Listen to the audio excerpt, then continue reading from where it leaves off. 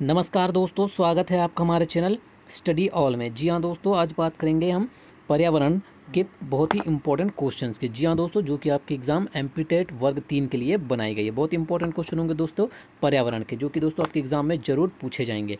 तो चलिए देखते हैं आज का पहला प्रश्न क्या है। दोस्तों अगर आप चैनल को पहली बार देख रहे हैं या चैनल पर नए हैं तो चैनल को सब्सक्राइब कर लीजिए और बेल आइकन पर प्रेस कर लीजिए, ताकि न्यू वीडियो की अपडेट्स आपको लगातार मिलती रहे और आपकी तैयारी बिल्कुल तरीके से चलती रहे। जी हाँ दोस्तों, वीडियो को अंत तक जरूर देखिएगा और वीडियो अगर पसंद आए तो लाइक और शेयर जरूर कीजिएगा। चलिए देखते हैं आज का पहला प्रश्न क्या है पर्यावरण का। दोस्तों इसके साथ ही हम आपके लिए पर्यावरण, बाल विकास एवं शिक्षा शास्त्र एवं गणित पेडागोजी, हिंदी पेडागोजी के बहुत ही इंपॉर्टेंट प्रश्न मॉडल पेपर के थ्रू लेकर आते रहेंगे। तो दोस्तों हमारे चैनल को सब्सक्राइब कर लीजिए ताकि आपको लगातार ऐसी वीडियो मिलती रहे। तो चलिए पहला प्रश्न देखते हैं कि जलीय विषैले पदार्थों के अवशोषक के रूप में जाना जाता है। आपको बताना है दोस्तों कि जलीय विषैले पदार्थों के अवशोषक के रूप में कौन जाना जाता है। सिंघाड़े का पौधा, कमल, जलकुंभी या फिर जलीय पौधे। तो दोस्तों जो जलीय विषैले पदार्थों के जो अवशोषक के रूप में जाना जाता है वो जाना जाता है आपका जलकुंभी। कौन जाना जाता है? जलकुंभी जाना जाता है। तो आपका आंसर हो जाएगा ऑप्शन नंबर सी, जलकुंभी। चलिए नेक्स्ट क्वेश्चन की ओर बढ़ते हैं। क्वेश्चन नंबर सेकंड है आपका, निम्नलिखित में कौन सी खाद्य श्रृंखला सही है। आपको बताना दोस्तों कि ABCD में से कौन सी खाद्य श्रृंखला सही है।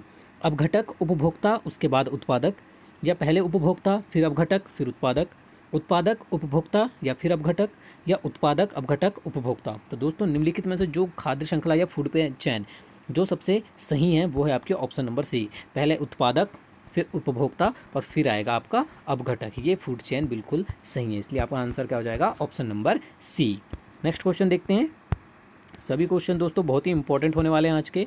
भूमिगत जल के प्रमुख प्रदूषक तत्व कौन से हैं। आपको बताना है कि भूमिगत जल के जो प्रमुख प्रदूषक तत्व होते हैं वो कौन से हैं।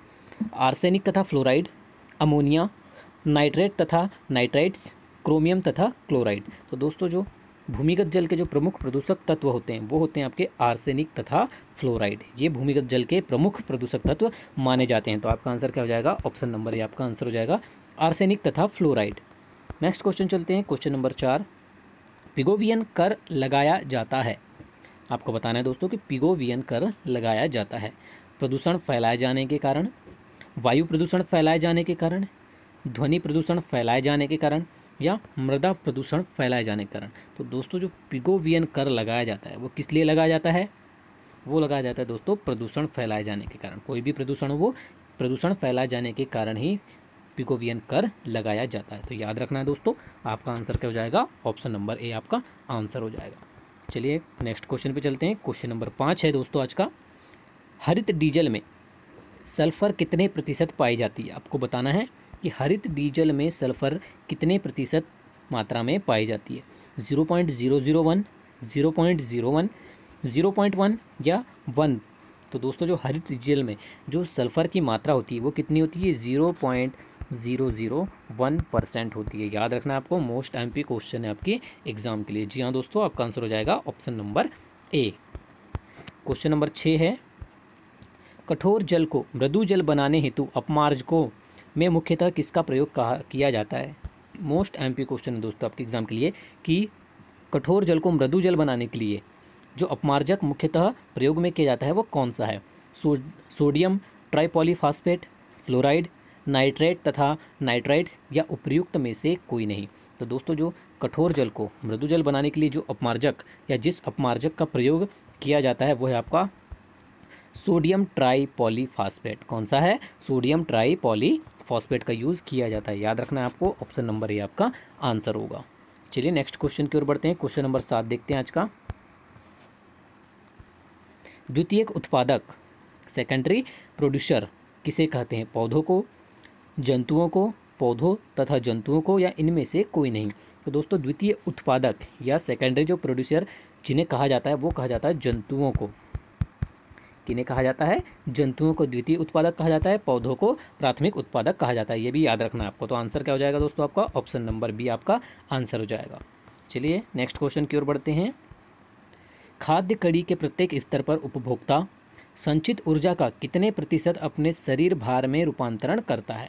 आपको बताना है दोस्तों कि खाद्य कड़ी के प्रत्येक स्तर पर जो उपभोक्ता होता है वो जो संचित ऊर्जा का कितने प्रतिशत अपने शरीर भार में रूपांतरण करता है? 25%, 50%, 10% या 100%। तो दोस्तों वो कितना परसेंट अपने शरीर भार के रूप में रूपांतरण करता है? वो करता है दोस्तों 10%। केवल कितना करता है? 10% रूपांतरण करता है। तो आपका आंसर हो जाएगा option number C. Question number 9 है, जैविक संतुलन पाया जाता है उत्पादक व उपभोक्ताओं के बीच में, उत्पादक व अपघटकों के बीच में, उत्पादक, उपभोक्ता व अपघटक तीनों के बीच में, या केवल उत्पादकों के बीच में? तो दोस्तों जो जैविक संतुलन होता है वो किस में पाया जाता है? वो पाया जाता है आपका उत्पादक एवं उपभोक्ताओं के बीच में पाया जाता है। याद रखना है आपको, किसके बीच में पाया जाता है? जैविक संतुलन उत्पादक व उपभोक्ताओं के बीच में पाया जाता है। नेक्स्ट क्वेश्चन देखते हैं, किसी भी पारिस्थितिक तंत्र में एक जाति के सदस्यों की कुल संख्या एक विशिष्ट समय में लगभग स्थिर रहती है। यह स्थिरता अनुरक्षित रहती है परजीवियों द्वारा, मनुष्यों द्वारा, प्राप्त भोजन द्वारा या शिकारियों द्वारा। तो दोस्तों किसी भी पारिस्थितिक तंत्र में एक जाति के सदस्यों की संख्या एक विशिष्ट समय में लगभग स्थिर रहती है। यह स्थिरता अनुरक्षित रहती है किसके द्वारा? वो रहती है आपके प्राप्त भोजन के द्वारा। याद रखिएगा, किसके द्वारा स्थिर रहती है? प्राप्त भोजन के द्वारा ही स्थिर रहती है। तो आपका आंसर हो जाएगा option number C. Next question की ओर बढ़ते हैं। क्वेश्चन नंबर 11 है आज का, पारिस्थितिक तंत्र के दो भाग हैं, पादप और जंतु, घास तथा पेड़, जीवी तथा अजीवी, या इनमें से कोई नहीं। बहुत इंपॉर्टेंट क्वेश्चन है दोस्तों, इजी बट इंपॉर्टेंट क्वेश्चन है कि पारिस्थितिक तंत्र या इकोसिस्टम के दो भाग कौन से हैं? तो वो हैं दोस्तों आपके जीवी तथा अजीवी। तो आपका आंसर हो जाएगा ऑप्शन नंबर सी, जीवी तथा अजीवी जो है वो पारिस्थितिक तंत्र या इकोसिस्टम के दो भाग हैं। क्वेश्चन नंबर 12 है, पारिस्थितिक तंत्र में निरंतर आवश्यकता होती है, जल की, ऊर्जा की, वायु की, या इनमें से कोई नहीं। दोस्तों इकोसिस्टम या पारिस्थितिक तंत्र में निरंतर आवश्यकता किसकी होती है? वो होती है आपकी ऊर्जा की। किसकी होती है? ऊर्जा की आवश्यकता जो है वो निरंतर होती है इकोसिस्टम में। याद रखना है आपको, ऑप्शन नंबर बी आपका आंसर हो जाएगा। नेक्स्ट क्वेश्चन की ओर बढ़ते हैं, प्राकृतिक पारिस्थितिक तंत्र में अपघटकों के अंतर्गत आते हैं। आपको बताना है दोस्तों कि जो प्राकृतिक पारिस्थितिक तंत्र होता है उसमें अपघटकों के अंतर्गत कौन आते हैं? सभी सूक्ष्मजीवी प्राणी, जीवाणु व कवक, मांसाहारी कवक व जीवाणु, या उपरोक्त सभी। दोस्तों जो प्राकृतिक पारिस्थितिक तंत्र में जो अपघटकों के अंतर्गत आते हैं वो आते हैं आपके जीवाणु व कवक, ये दोनों ही आते हैं। याद रखना है आपको, जीवाणु व कवक ही अपघटकों के अंतर्गत आते हैं प्राकृतिक पारिस्थितिक तंत्र में, ये भी आपको याद रखना है। नेक्स्ट क्वेश्चन देखते हैं, पादप प्लवक होते हैं स्वपोषी, परपोषी, रसायनपोषी, या अपघटक? तो दोस्तों जो पादप प्लवक होते हैं वो कैसे होते हैं? वो होते हैं आपके स्वपोषी। याद रखना है कैसे होते हैं? स्वपोषी होते हैं। क्वेश्चन नंबर 15, समुदाय या कम्युनिटी के अंतर्गत आते हैं एक विशेष आवास में रहने वाले जीवधारी, एक ही जाति के सदस्यों का समूह, केवल स्वपोषी, या उपरोक्त में से कोई नहीं। तो दोस्तों जो समुदाय या कम्युनिटी के जो अंतर्गत आते हैं वो कौन आता है? एक विशेष आवास में रहने वाले जीवधारी। ये सभी एक विशेष आवास में रहने वाले सभी जीवधारी एक समुदाय या कम्युनिटी के अंतर्गत आते हैं। तो आपका आंसर क्या हो जाएगा? Option number A. Next question देखते हैं, निम्न के बीच कोई अंतर नहीं है। आपको बताना है दोस्तों कि किसके बीच कोई अंतर नहीं है? पोषण स्तर तथा शाकाहारी, प्राथमिक उपभोक्ता एवं शाकाहारी, प्राथमिक मांसाहारी और पोषण स्तर, द्वितीयक उपभोक्ता और शाकाहारी। आपको बताना है दोस्तों कि निम्न में से वह कौन से हैं जिनके बीच कोई भी अंतर नहीं होता है? तो दोस्तों वो होते हैं आपके प्राथमिक उपभोक्ता और शाकाहारी, इनके बीच कोई भी अंतर नहीं है, ये दोनों एक ही माने जाते हैं। तो आपका आंसर क्या हो जाएगा? Option number B. याद रखना है दोस्तों, ये भी क्वेश्चन बहुत ही इंपॉर्टेंट है। एक ही पोषण स्तर के जीवधारी हैं हिरण एवं मधुमक्खी, चीता एवं भेड़िया, सांप एवं केचुआ, कौवा एवं गाय। बहुत ही अच्छा क्वेश्चन है दोस्तों, आपको एग्जाम में जरूर देखने मिलेगा ये क्वेश्चन कि एक ही पोषण स्तर के जीवधारी हैं। आपको बताना है कि एक ही पोषण स्तर के जीवधारी कौन से हैं? ऑप्शन नंबर ए, बी, सी या फिर डी। तो वो हैं दोस्तों आपके हिरण एवं मधुमक्खी जो है वो एक ही पोषण स्तर के जीवधारी हैं। याद रखना है आपको, ऑप्शन नंबर ए आपका आंसर हो जाएगा। पारिस्थितिक तंत्र का महत्व, पदार्थों का चक्रण, ऊर्जा प्रवाह, उपरोक्त दोनों या उपरोक्त में से कोई नहीं। पारिस्थितिक तंत्र का महत्व क्या होता है दोस्तों? ऊर्जा का पदार्थों का चक्रण होता है, ऊर्जा का प्रवाह होता है, दोनों होता है, या इनमें से कोई नहीं। तो दोस्तों जो पारिस्थितिक तंत्र का जो महत्व होता है वो होता है उपरोक्त दोनों, पदार्थों का चक्रण भी और ऊर्जा का प्रवाह भी। तो आपका आंसर हो जाएगा ऑप्शन नंबर सी। विश्व का सबसे बड़ा पारिस्थितिक तंत्र है, मोस्ट आईएमपी क्वेश्चन दोस्तों, एग्जाम में बार बार पूछा गया है क्वेश्चन कि विश्व का सबसे बड़ा पारिस्थितिक तंत्र क्या है, या है समुद्र, नदी, जंगल या घास का मैदान। तो वह है दोस्तों आपका क्या, समुद्र। विश्व का सबसे बड़ा पारिस्थितिक तंत्र है समुद्र। तो आपका आंसर हो जाएगा ऑप्शन नंबर ए, याद रखना है आपको। नेक्स्ट क्वेश्चन देखते हैं, क्वेश्चन नंबर 20। खाद्य श्रृंखला में नेपेंथीज या कीट भक्षी पौधा का स्तर है, उत्पादक, द्वितीय उपभोक्ता, प्राथमिक उपभोक्ता, उत्पादक एवं द्वितीय उपभोक्ता। तो दोस्तों जो कीट भक्षी पौधा का स्तर जो होता है खाद्य श्रृंखला में, वो क्या होता है, उत्पादक होता है, द्वितीय उपभोक्ता होता है, प्राथमिक उपभोक्ता होता है, या उत्पादक एवं द्वितीय उपभोक्ता होता है।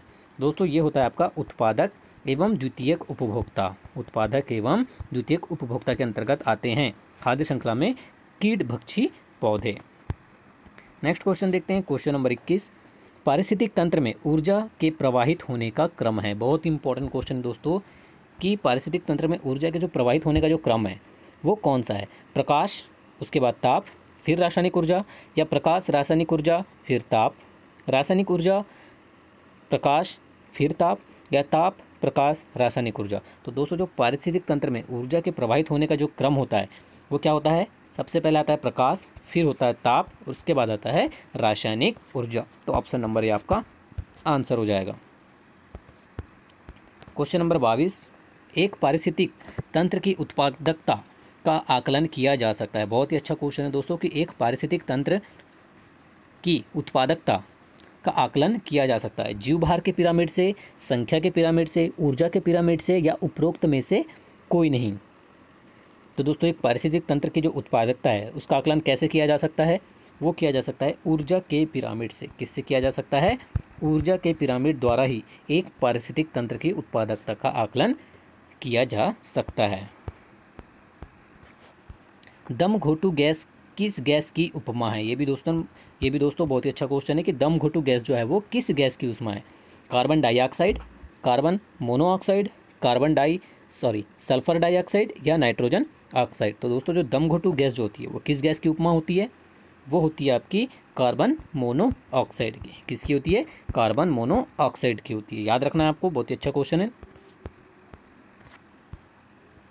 सुपर सैनिक जेट विमानों से निकलने वाली कौन सी गैस ओजोन परत को पतला करती है, बहुत ही अच्छा क्वेश्चन दोस्तों, कि सुपर सैनिक जेट विमान जो रहते हैं उनसे निकलने वाली जो गैस जो ओजोन परत को पतला करती है वो कौन सी है, carbon monoxide, sulphur dioxide, carbon dioxide, या नाइट्रोजन ऑक्साइड। तो दोस्तों वो गैस कौन सी होती है, वो होती है आपकी नाइट्रोजन ऑक्साइड। कौन सी होती है दोस्तों, नाइट्रोजन ऑक्साइड गैस होती है जो सुपर सोनिक जेट विमानों से निकलती है और ओजोन परत को ढीला करती है या पतला करती है। नेक्स्ट क्वेश्चन देखते हैं, पार्थिनियम या गाजर घास के परागकण से कौन सा रोग होता है, आँखों में जलन एवं दमा, खांसी, सिरदर्द, चक्कर आना, या चर्म रोग एवं दमा। तो दोस्तों जो पार्थिनियम या गाजर घास के जो परागकण होते हैं उनसे जो रोग होता है वो कौन सा रोग होता है, चर्म रोग एवं दमा होता है, याद रखना है, चर्म रोग एवं दवा। नेक्स्ट क्वेश्चन देखते हैं, इटाई रोग किसके कारण होता है, बहुत ही अच्छा क्वेश्चन है दोस्तों, आपको बताना है कि जो इटाई रोग होता है वो किसके कारण होता है, कैडमियम, पांस, सीसा, या फिर कोयला। तो दोस्तों जो इटाई रोग होता है उसका प्रमुख कारण क्या होता है, या जिसके वजह से वो होता है दोस्तों कैडमियम की वजह से। याद रखना है, ये क्वेश्चन आपको जरूर देखने मिलेगा आपके एग्जाम में, कैडमियम आपको रट लेना है। नेक्स्ट क्वेश्चन देखते हैं, अम्लीय वर्षा के जल का पीएच मान होता है, मोस्ट टाइम पे क्वेश्चन है दोस्तों आपके लिए, कि जो अम्लीय वर्षा होती है उसके जल का पीएच मान कितना होता है, 4.2 से कम होता है, 4.2 से अधिक होता है, 5.5 से कम होता है, या 4.4 से अधिक होता है। तो दोस्तों जो अम्लीय वर्षा रहती है उसके जल का जो पीएच मान होता है वो कितना होता है, वो होता है दोस्तों 4.2 से कम होता है। कितना होता है, 4.2 से कम होता है, याद रखिएगा। तो ऑप्शन नंबर ये आपका आंसर हो जाएगा। हरित डीजल किसका यूरो मानक डीजल है, आपको बताना है दोस्तों, जो हरित डीजल होता है वो किसका यूरो मानक डीजल है, यूरो 5 का, यूरो 7 का, यूरो 4 का, या यूरो 2 का। तो दोस्तों जो हरित डीजल होता है वो किसका यूरो मानक डीजल होता है, वो होता है दोस्तों आपका यूरो 4 का। किसका होता है, यूरो 4 का। तो ऑप्शन नंबर सी आपका आंसर हो जाएगा। WHO के अनुसार प्रति लीटर जल में फ्लोराइड की कितनी मात्रा स्वास्थ्य के लिए खतरा नहीं है? 0.01 मिलीग्राम पर लीटर, 0.001 मिलीग्राम पर लीटर, 1 मिलीग्राम पर लीटर या 0.0001 मिलीग्राम पर लीटर। तो दोस्तों ये WHO के अनुसार जो प्रति लीटर जल में जो फ्लोराइड की मात्रा स्वास्थ्य के लिए जो खतरा नहीं होती है वो कितनी है? वो है दोस्तों आपकी 0.01 मिलीग्राम पर लीटर फ्लोराइड की मात्रा जो है वो स्वास्थ्य के लिए खतरा नहीं होती है। नेक्स्ट क्वेश्चन देखते हैं। ब्लैकफुट नामक बीमारी का कारण है अमोनिया की अधिकता, आयरन की अधिकता, आर्सेनिक की अधिकता या फ्लोराइड की अधिकता। बहुत ही अच्छा क्वेश्चन है दोस्तों कि ब्लैकफुट नामक जो बीमारी होती है वो किसके कारण होती है? वो होती है दोस्तों आपके आर्सेनिक, किसके? आर्सेनिक की अधिकता के कारण होती है। तो आपका आंसर क्या हो जाएगा? ऑप्शन नंबर सी आपका आंसर हो जाएगा। आर्सेनिक की अधिकता के कारण जो है वो ब्लैकफुट नामक बीमारी होती है।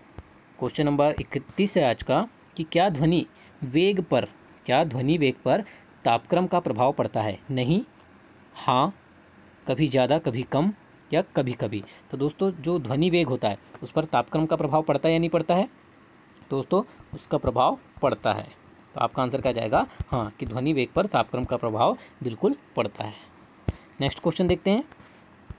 समुद्र की गहराई मापने, सिग्नल देने एवं छिपी वस्तुओं का पता लगाने में किस ध्वनि तरंग का प्रयोग किया जाता है? मोस्ट टाइम पे क्वेश्चन है आपके एग्जाम के लिए दोस्तों, आपको जरूर देखने मिल सकता है ये क्वेश्चन कि समुद्र की गहराई मापने, वहाँ से सिग्नल देने और छिपी वस्तुओं का, जो समुद्र में छिपी वस्तुएं रहती हैं उनको पता लगाने के लिए, उनका पता लगाने के लिए किस ध्वनि तरंग का प्रयोग किया जाता है?